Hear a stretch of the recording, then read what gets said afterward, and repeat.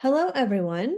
Welcome to our quarterly Quality of Life Conservation Team meeting.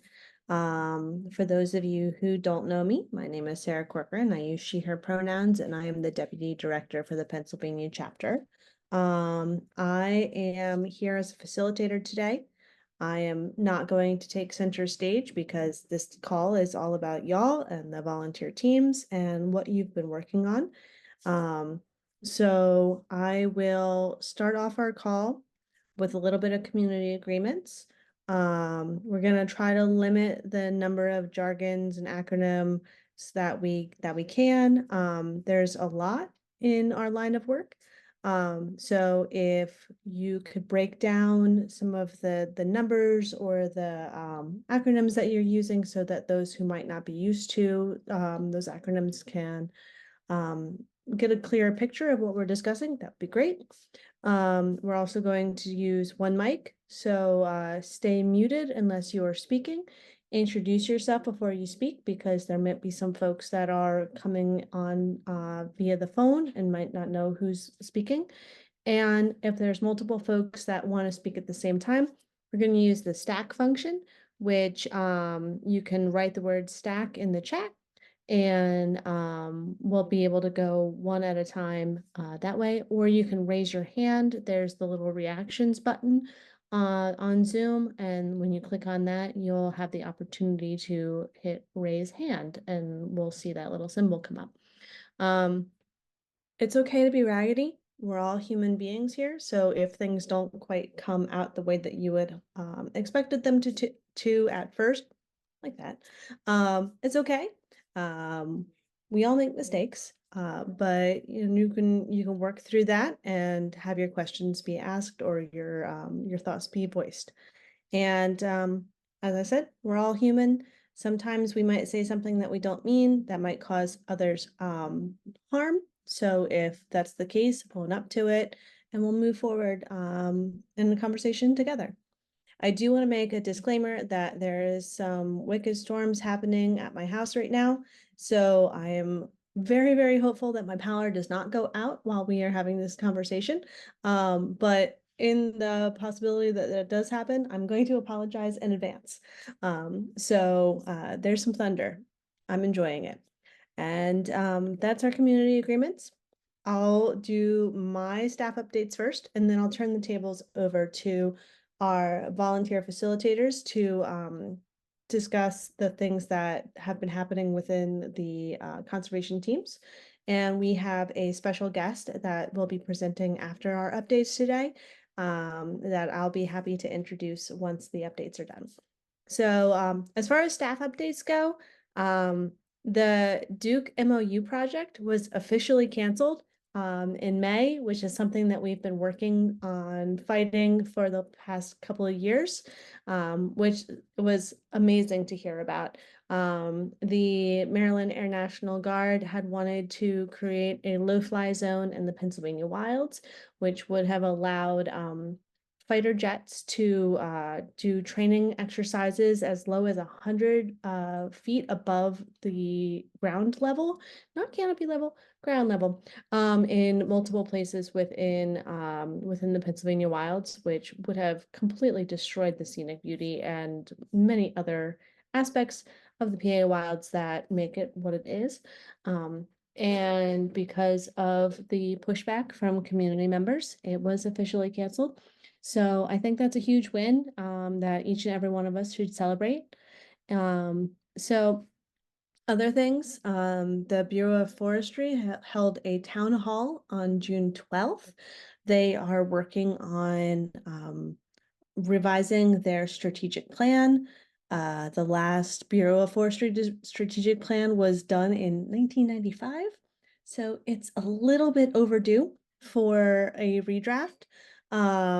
So they held the town hall on June 12th. I have the recording from the town hall in the slide deck. When I share out the slide deck with everyone afterwards, you'll be able to click on that and watch it if you'd like. They are gathering public feedback until June 28th. That survey is also in the link. It's a little bit of a tight turnaround for this for this conversation. It's in 2 days, but I'll make sure to send that out if anyone wants to provide feedback on that as well. One thing that I have noticed from the new strategic plan is a large deviation from where they were over 30 years ago, in that it really focuses on human impacts and human interactions with the Bureau with forest lands. So that's actually really cool because they have recreation components, they have accessibility components. They're trying to make it so that the district forests are more accessible to other folks that want to use it. So that's really neat, but there's some other aspects of it that, you could look at and comment on as you see fit.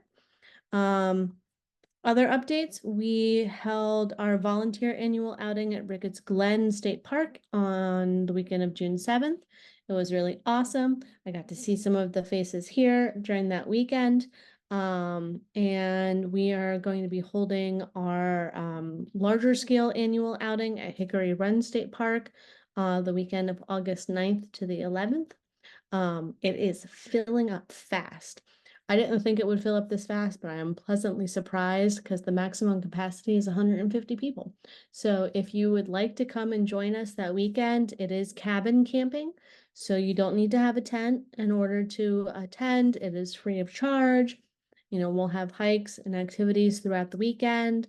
And it's a really great opportunity to meet other folks that volunteer with the Sierra Club. So if you're interested, the link is there. I will share it out after this call. And after Hickory Run, we will start planning for the 2025 annual outings. It was really great this year to have a internal annual outing that was only offered for volunteer leaders and their families, and one that's open to the general public. So I think we'd like to continue to do that in 2025 as well. So if anyone is interested in being part of that planning team, it is a combination of volunteers and staff. And we can't do it without everyone at the table. Another great update is that we have a new organizer that's coming on board. They'll actually be starting, they've signed the offer letter. Bleh, I can speak this evening.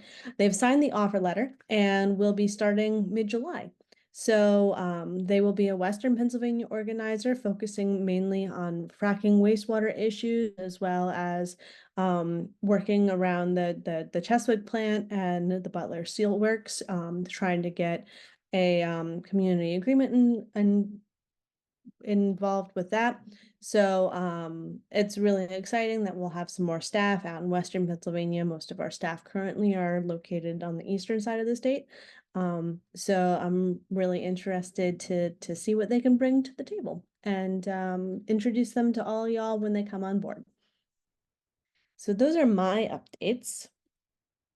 Jen wasn't able to join this evening, but she had a couple of legislative updates.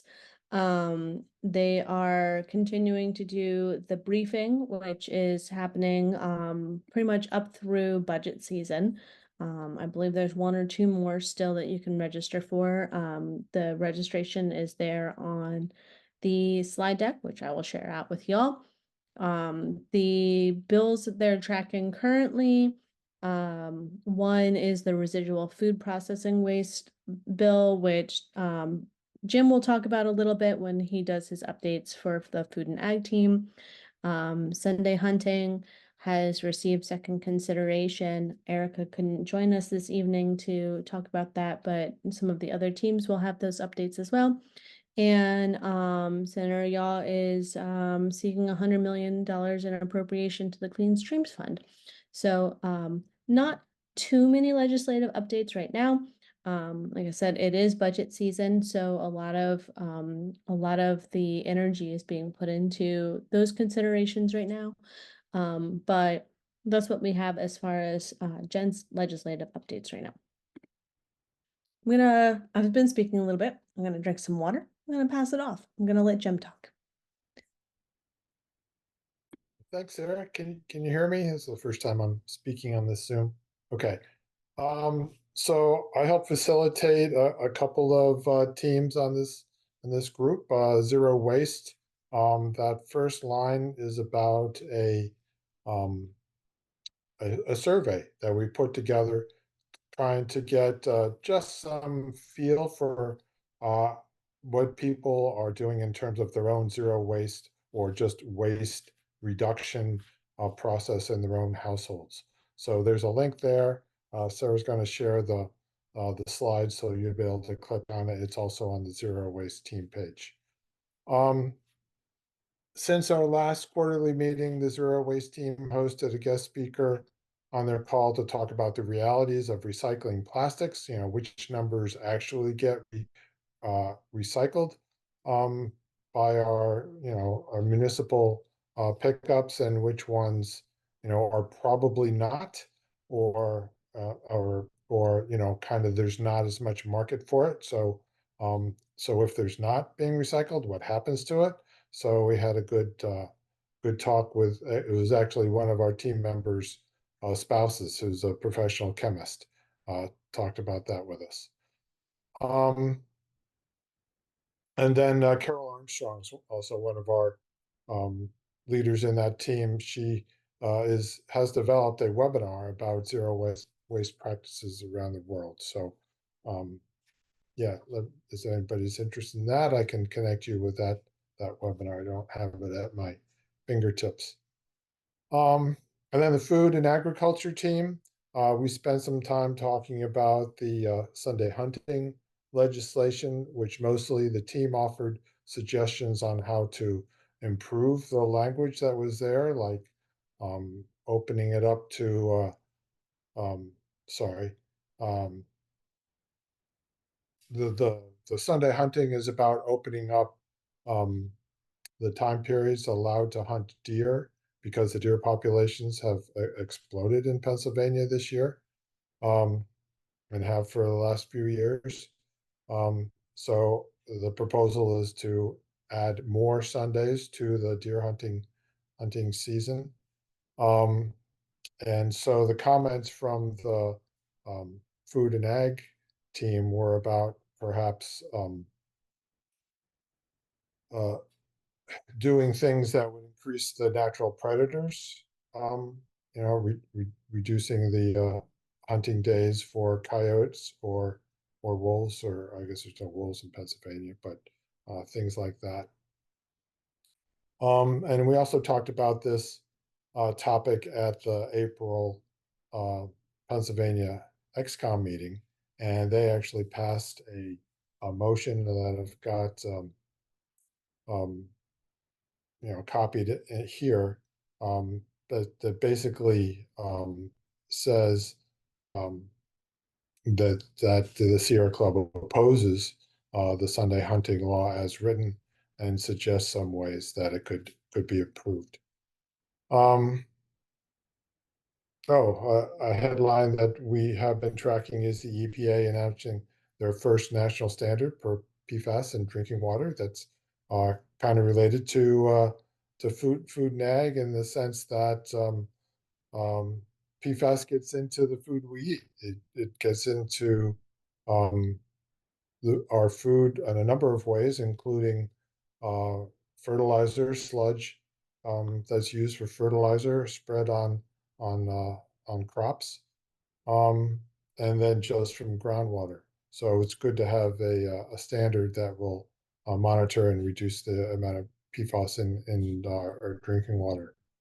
And then as Sarah mentioned, the food processing residual bill, we were um, thought this was a no-brainer, and that there should be um, measures taken to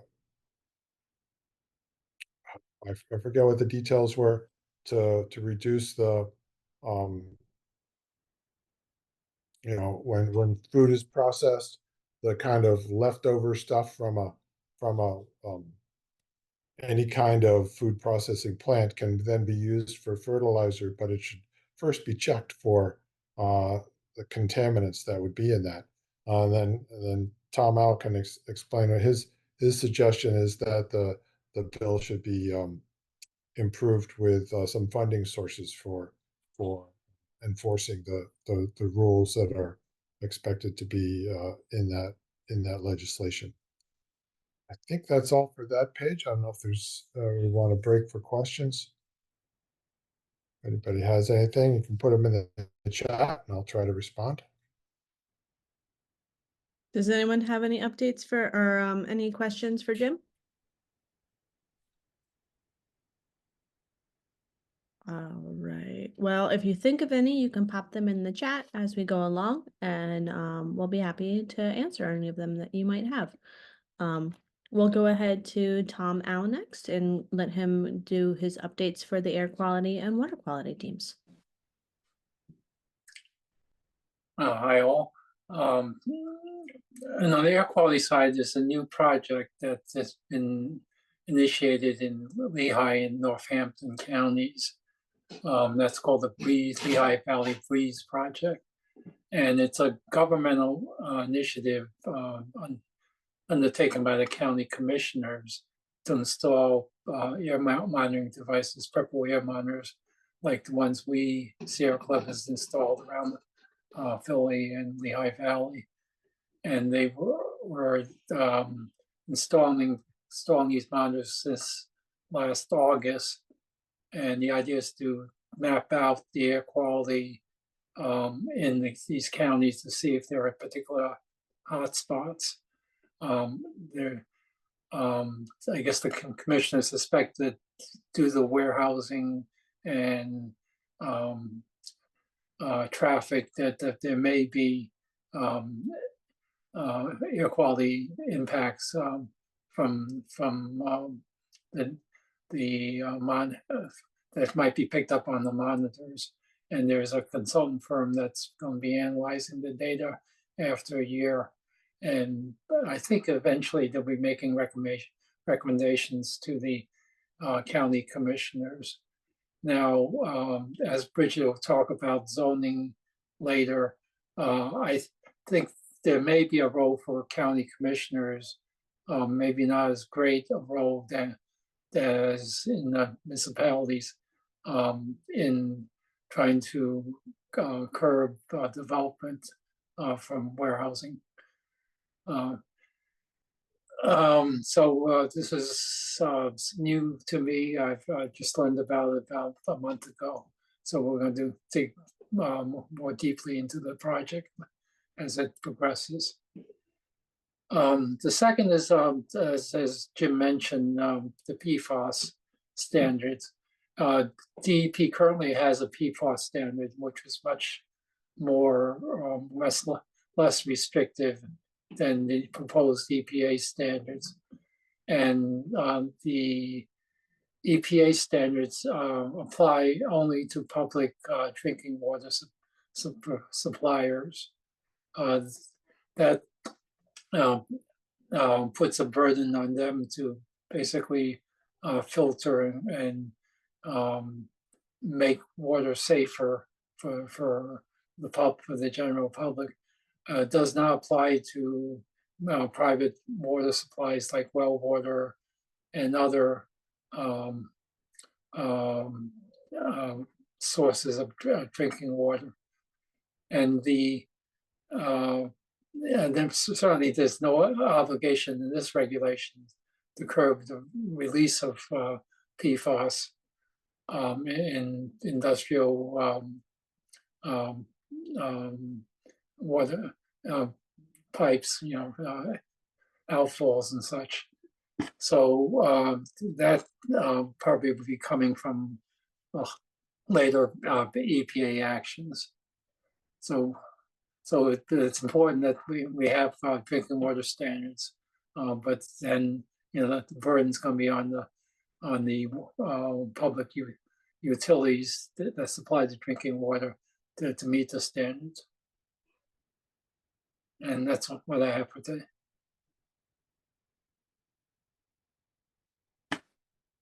Questions?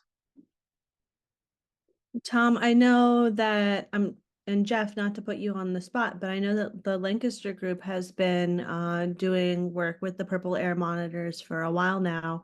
I'm not sure if you wanted to talk about some of the work that's been happening in the Lancaster area, or like connect with Tom at another time to like kind of discuss your findings in the Lancaster group in regards to the purple air monitors? Well, I will say I'm not the driving point on this. Most of the work has been done by Allison Zeckman. We applied for a grant and got funding to purchase and then distribute 10 purple air monitors.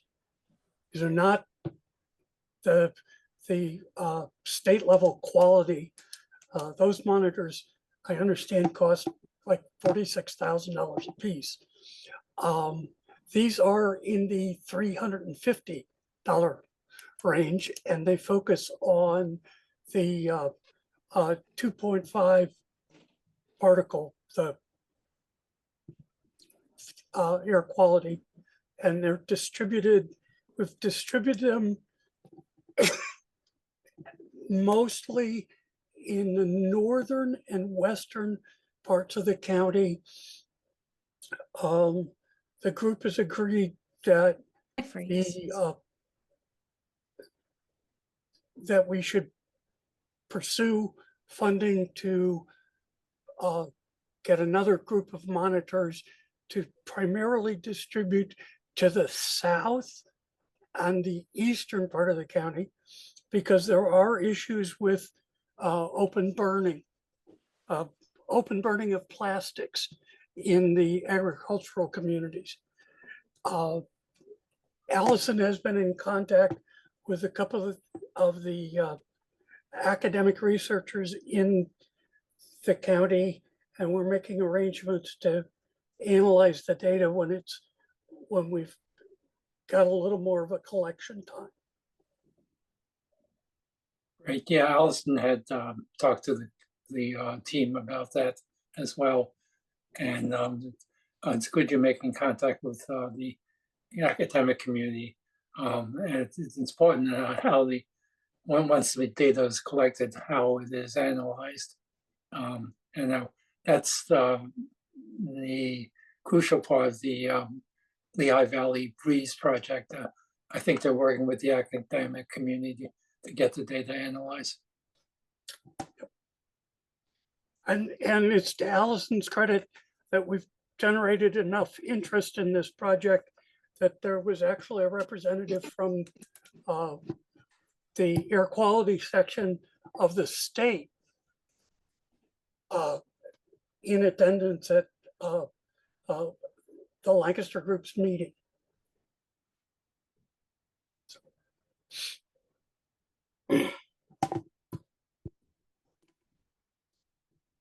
Good news. It muted me too. Okay, so Kelsey is now a co-host. Just in case, it is pouring outside my house right now. I'm sorry I have lost service a few times. So if I cut out again, Kelsey should be able to maintain the connection. It is still recording. But let me go ahead and I will put up the slide deck again, and I'll share it with all of y'all as we go along. So that way, in case I do lose it, Kelsey can put it up, or you can follow along as you'd like on your screen. I did give a heads up ahead of time that the world was going to open up on my house soon. So nature, it happens. Okay, give me just a second and I will go ahead and share my screen again. And where are you? There it is. Sure.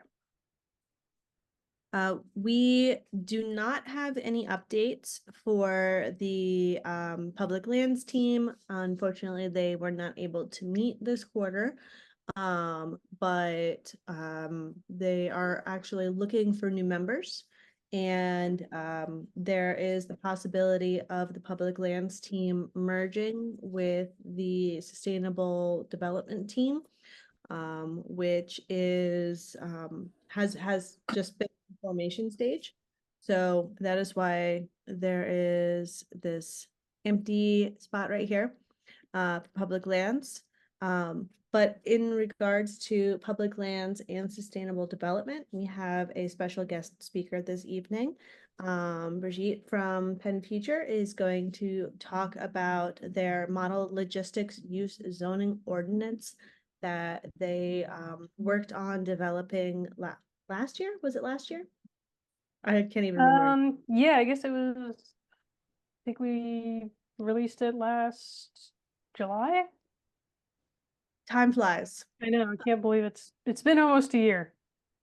And I don't Um, know, am I able to share my screen? I also have the slide deck, and if I can do that, then I can progress through the Yeah. slides myself. So I'm gonna go ahead, I'll stop sharing.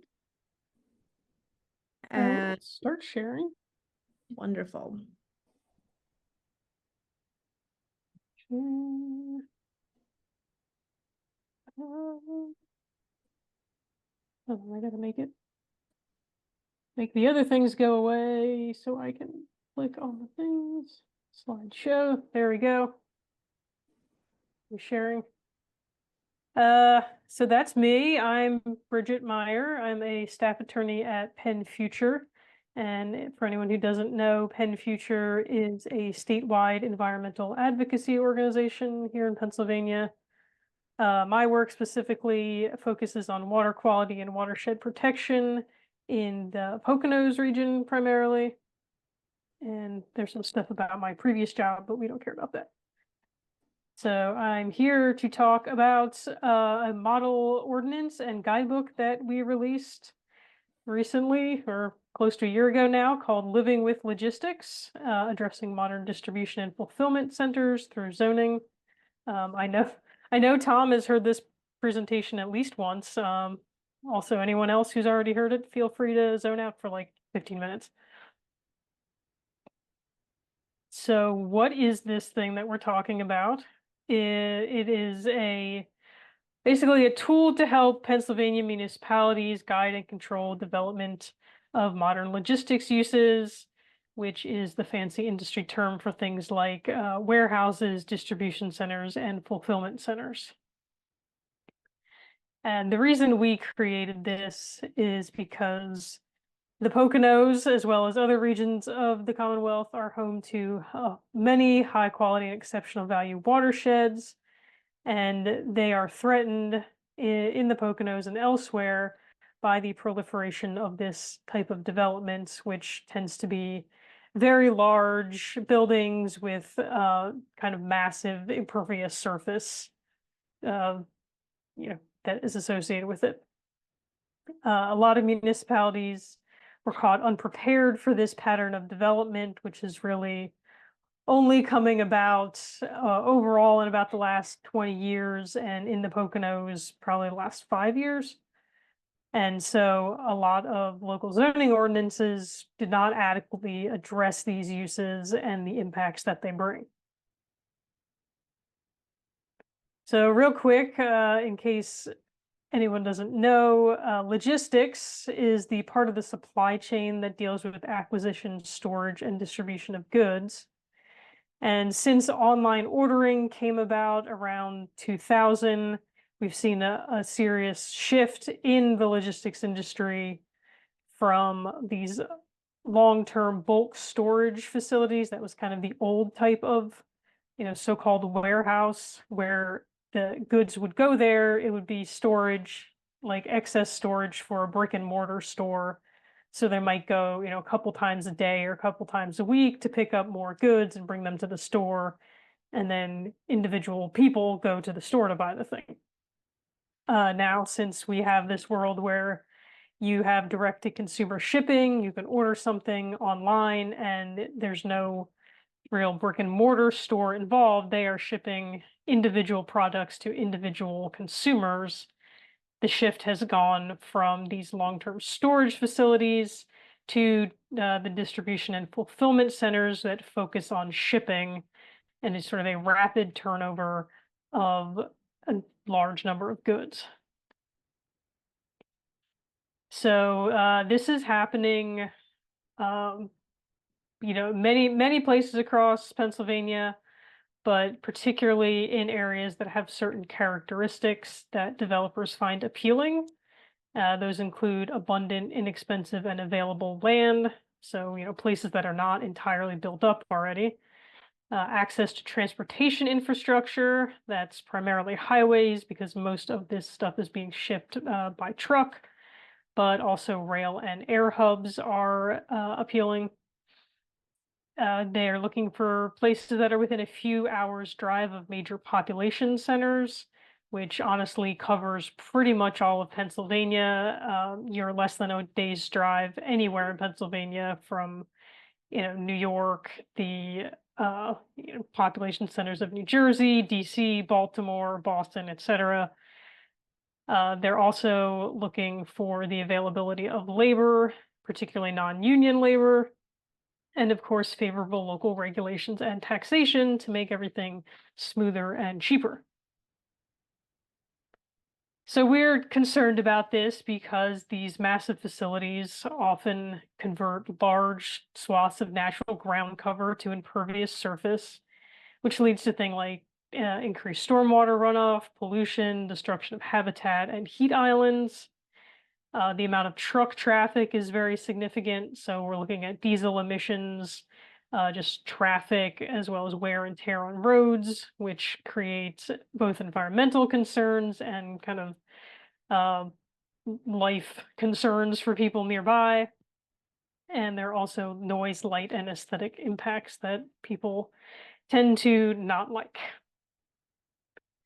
So because in Pennsylvania, so much of how land gets used and where is regulated at the local level, we concluded that the way to address this is better regulation of logistics uses, which can be accomplished through local zoning ordinances. There's a cat. The operative word here is can. In reality, a lot of existing zoning ordinances are not doing a great job of this. There's the cat again, I guess. So the biggest problem that we have seen through engagement with a lot of these sort of individual projects in multiple municipalities is that we have zoning ordinances these days. Most have gotten up to speed enough to realize that a warehouse and a distribution center or fulfillment center aren't exactly the same thing.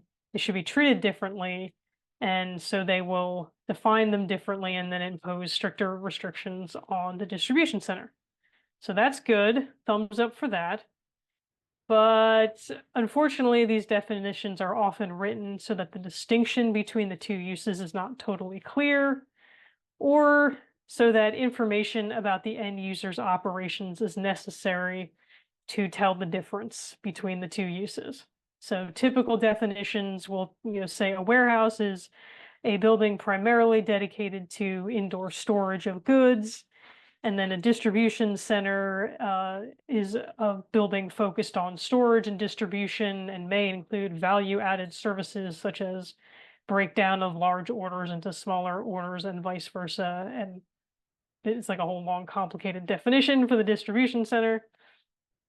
But really, in order to figure out if what you're building fits under that definition, you need to have information about how that building is going to be used when it's completed. The problem with this is most logistics development is done on speculation or on spec. This just means that the developers will plan, go through the approvals, and even start constructing these facilities without having a tenant or a buyer lined up. So they're going to build them expecting that eventually they're going to get somebody who will occupy it and pay them rent. But at the early stages, when the municipalities are looking at the plans for approval, the developer can't say exactly what's going to happen inside that building. It's kind of just a box at that point. So what happens is even if the facility has the earmarks of something that's going to function as a distribution center, for example, it's like a very large building, there are dozens or like hundreds of truck loading docks, developers will claim that it's just storage or it's a warehouse so that they can only be subject to the lesser restrictions in the zoning ordinance. And without information about the end user, it's difficult for municipalities to determine whether that's actually an accurate statement.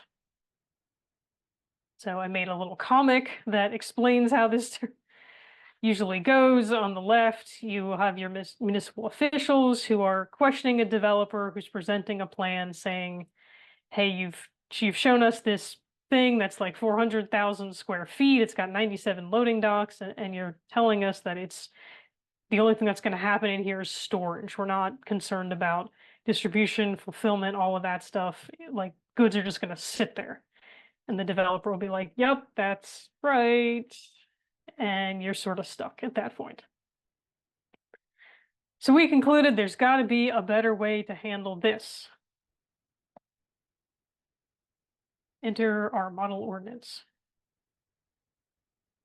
The features of the model ordinance, which is really just what it sounds like. It is an ordinance that we've drafted up that municipalities can adopt as written or can take pieces of as they need them.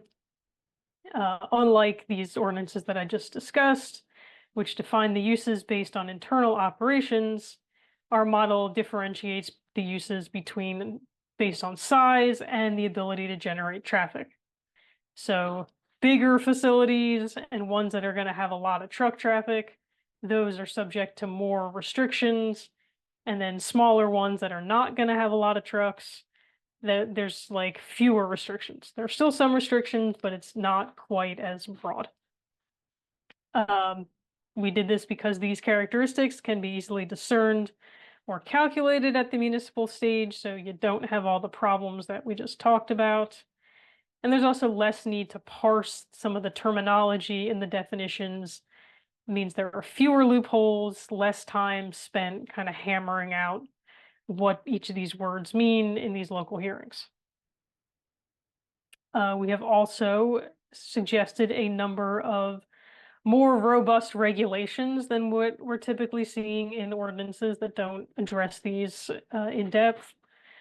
So we have suggested language, including things like limitations on woodland disturbance, a riparian buffer requirement, credit for pervious pavement, if that's something the township wants to pursue or other municipality, requirements for setbacks, landscaping buffers, and berms for larger facilities, noise and light restrictions, and then requirements that the truck intensive uses have to be located in proximity to highways, and then also provide amenities for truck drivers, including overnight parking, to reduce the amount of sort of excess driving that's happening on local roads, as well as sort of unsafe parking on the side of the road or in places where they just don't want overnight truck parking.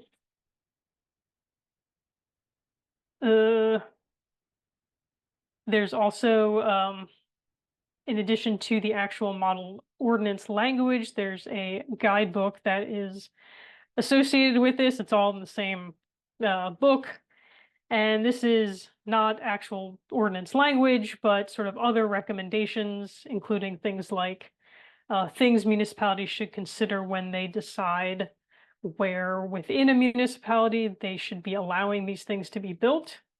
An issue we're seeing is that municipalities are just kind of allowing these in zoning districts where they don't really belong because they're kind of still thinking of them as the old school, small, unobtrusive warehouse that can just sit there and it doesn't cause any problems. These larger uses really don't belong in like the same zoning district as possibly like your commercial uses. So we have some recommendations about what a municipality can consider when they are looking at that. So things like cumulative impacts and environmental justice areas, proximity to sensitive natural features, how compatible the uses are with other nearby uses. Like you don't want this on top of a residential neighborhood or a school probably. The access to highways and other modes of transportation, as well as the capacity of the existing infrastructure to handle heavy use. We're also strongly encouraging municipalities to make these uses what are called conditional uses or special exception uses. And this is just a type of land use that requires an additional level of municipal oversight and approval before it can be constructed. So these are uses that if somebody proposes to build them, the municipality must hold a public hearing. The developer must present the plan, say what they're going to do. The public has an opportunity to engage with that, present their own their own evidence, like cross-examine a developer's witnesses. It's just a more robust process that allows more oversight and more public participation. And we think that that is appropriate for these uses that have the potential to create so much impact.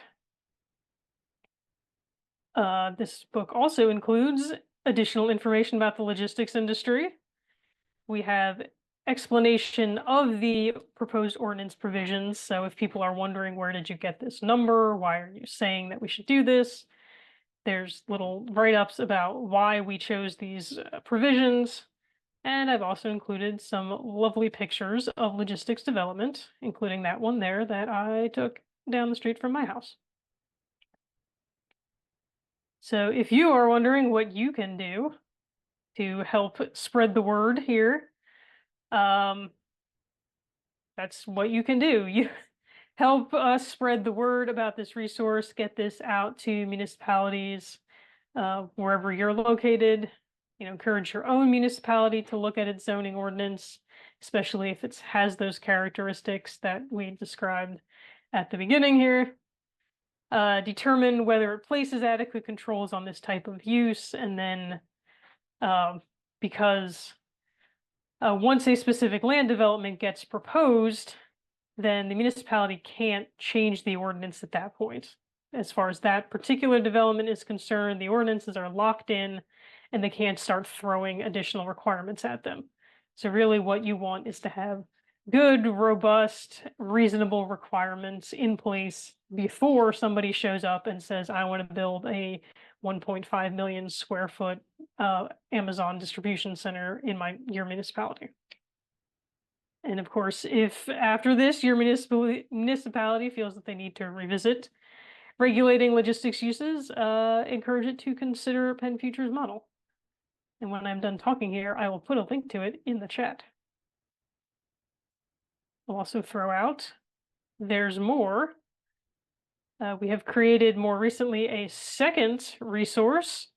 This is a guidebook that also kind of grew out of our work in the warehouse space. And as we've been engaged with a lot of these public hearings and meetings, and with people who are going to them and want to engage with them, we came to the realization that there's kind of a gap between people's desire to be involved in this stuff and their knowledge and ability to do so. So we created a guidebook to help residents of Pennsylvania more effectively participate in local land use decision-making. It's called Public Participation, Public Power, and then it has this long subtitle. I don't have as many slides about this one, so just in a nutshell, this is a guide that explains the state and local laws that control local land use decision-making and why that decision-making is based on those laws and not kind of untethered public opinion. That's a major misconception that we are encountering. A lot of people are getting very angry when they see that there's a lot of public opposition to a project and it gets built anyway. There becomes this perception that things are not being done above board, that there's shady backroom deals going on, that people are in the pocket of developers, etc. And while that's not necessarily false, a lot of times it's merely because people don't understand that their municipality is in fact constrained at what they can and can't do when it comes to this kind of development based on the law and the local ordinances that are in place. So we also give some advice on how to find and read the local land use ordinances, because that's important, and they are confusing. Oops. We described the various types of land use decisions that local governments make. I think we came up with 7 different ones that we discuss in detail. We talk about the different local bodies that make those decisions and what each group does and doesn't do, and then the processes and legal standards that govern the decision making, so people know why decisions are being made the way they are, and then can more effectively kind of direct those decisions in the way that they want them to go. And to that end, we also include tips on effectively participating in the local land use decision making as a member of the public. So you're not just screaming at your board of supervisors to no avail. And that concludes my slides. I will stop sharing. I think I'll share. How do I stop my sharing? Stop. There we go. And I will put links to these guides, and if anyone has any questions, I will be happy to answer them.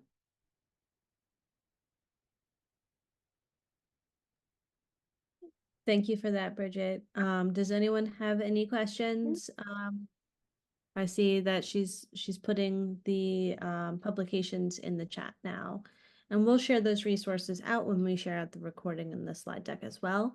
But we have, like 9 minutes left of our call for this evening. Apologies again for my technical malfunctions earlier. But if you have any questions for her or any questions from any of the other updates that have happened this evening, now is the time to do so.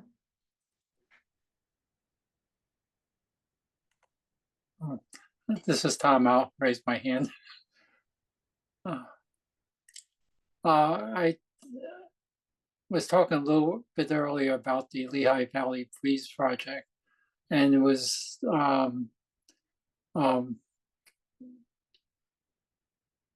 framed by 2 counties working cooperatively. And it got me thinking what county commissioners can do in terms of land use development beyond the, I guess, comprehensive plan that counties adopt. Do you have any ideas of how county commissioners can influence the land use development process? Pennsylvania is a little odd in that, like, there's very little power resides at the county level, so they don't directly control much. But what we have found is that municipalities will take very seriously, like if their county is suggesting or recommending something, or like has a model. So I'm not sure if that's necessarily the commissioners. That's typically more of a planning commission thing. But if the county level folks come up with a recommendation and say, we think that this is a good direction you should go in, like, here's a model ordinance that we've created for this type of use or this type of situation, municipalities will often be more willing to adopt something like that because, like, it's coming from sort of like a respectable source. Sometimes they're a little wary about looking at something that's from like an obviously environmental organization, like they think we have an agenda and we're not going to be balanced or fair or something. But if it comes from the county, they're like, oh yeah, this is legitimate, this is good, we will take this.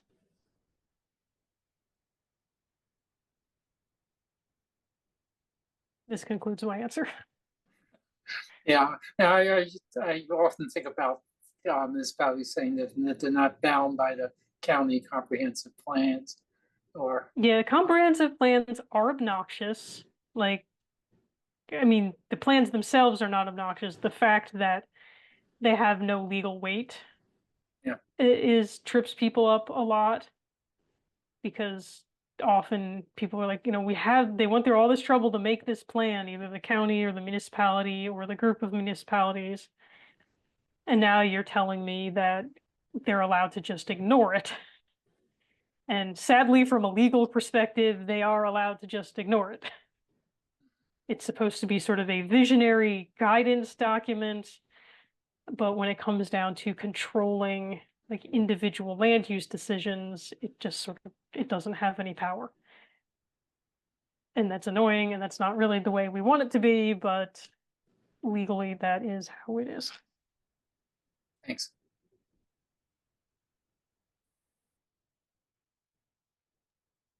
So I'm going to reshare my screen for a moment because it is getting close to the end of our call space tonight. The last updates that I have, I had mentioned the Sustainable Development Team earlier.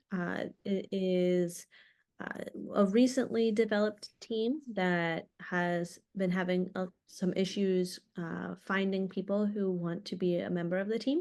So if you're interested in becoming a member of the Sustainable Development Team, we'd love to have you. We're also planning on doing another statewide email to get some more folks involved in all of the conservation teams in the near future. So hopefully we'll get a fresh infusion of folks that are interested. And then the climate education team, which is going to be part of the energy tract, which is the other half of our conservation teams, has recently launched. So if you're interested in joining that, you could reach out to Jim and he can connect you with the folks that are going to be facilitating that team. And then there's this amazing graphic.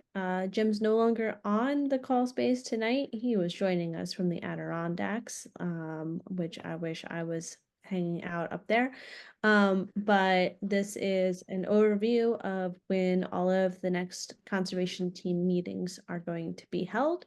Our next quality of life quarterly team meeting will be in September. And there are quite a few of our conservation team meetings that are going to be meeting between those times.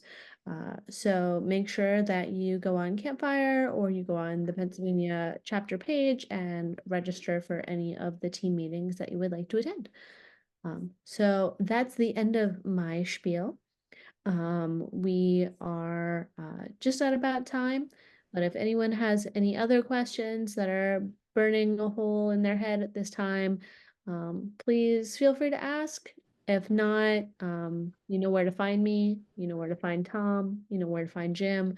We're happy to answer any questions that y'all come up with.